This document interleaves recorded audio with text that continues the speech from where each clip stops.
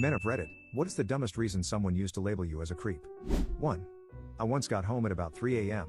and parked my car in my parking spot about 2 blocks from my apartment. I was walking home, alone on the street except for one girl who was ahead of me on the sidewalk.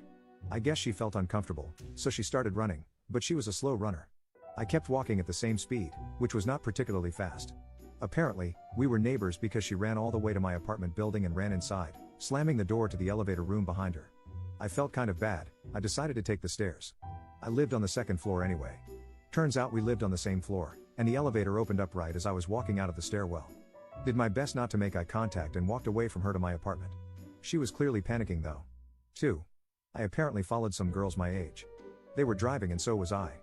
They took random turns for a while to confirm that I was following them, however they drove right to my cul-de-sac. When I stopped and they confronted me, I just opened my garage door and went inside.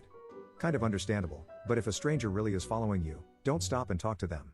3. Back in high school I found out through the grapevine that a girl had been saying I was a creep because I stare at her all the time. I literally didn't know this person even existed or had ever heard their name until that moment. 4. I was sitting in the park, watching my son play on the swings. 5. Was waiting outside of the locker rooms after a play because my friend needed my help, and one of the theater kids accused me of being a creep and looking into the locker rooms, even though I was turned away from both doors and clearly holding my friend's stuff for her. 6. A new coworker was telling me that she would love to meet a guy like me, then asked if I wanted to see her after work that night. I told her yes, and she was shocked and then told me that she had plans to babysit that night.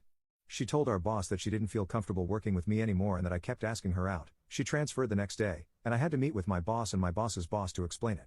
They'd known me for a long time and seemed to believe what I told them, but it was still an incredibly uncomfortable and honestly frightening scenario that could have easily spun out of control against me. 7. I was in the dorm elevator riding down from floor 12 and the elevator stopped at floor 8. 2 girls were waiting for the elevator and one looked at me and said to the other, that's creepy. There's some guy in there. 8.